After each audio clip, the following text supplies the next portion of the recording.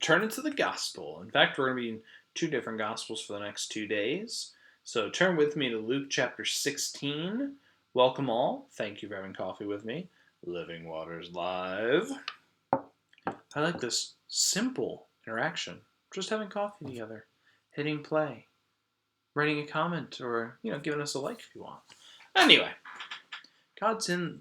We don't need this complex, ornate things. I mean, God's there too, but, when life's hard, we need to find time to rest, to do things simply, to gather in ways that are meaningful without being over the top. I'm too tired for that.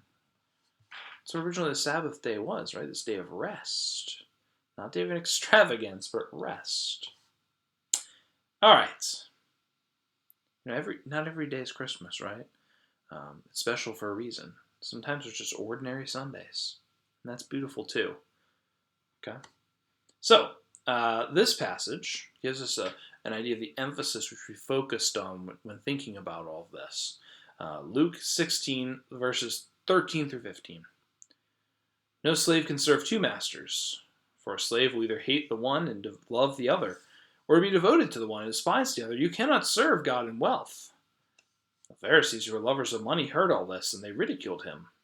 So Jesus said to them, "You are those who justify yourselves in the sight of others, but God knows your hearts. For what is prized by human beings is an abomination in the eyes of God." Okay?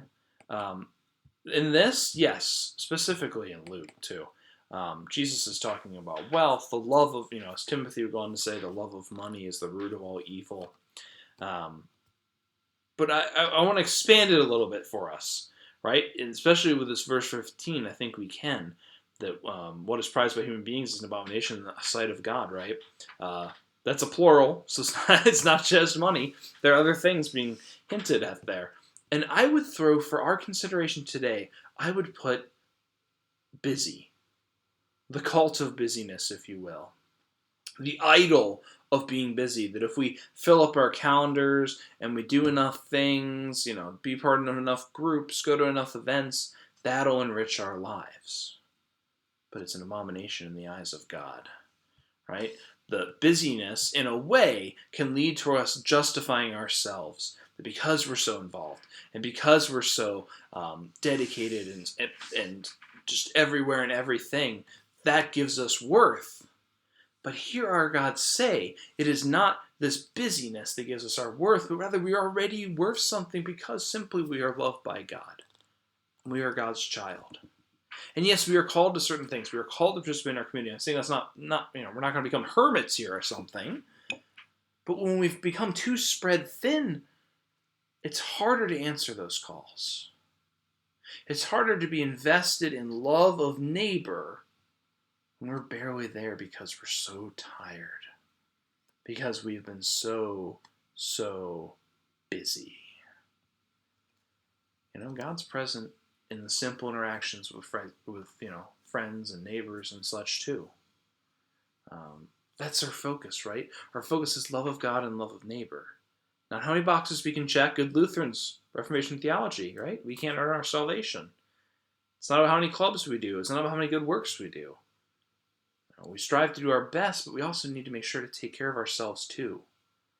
Because, if we burn out, we won't be able to do any of this.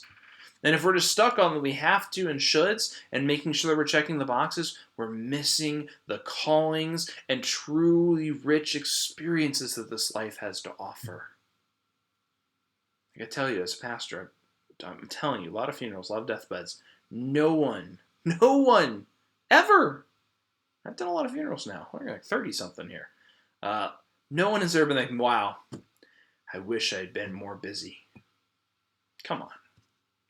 So, love God, love neighbor. Don't be busy for busy's sake. Do things that matter, including simple things. All right.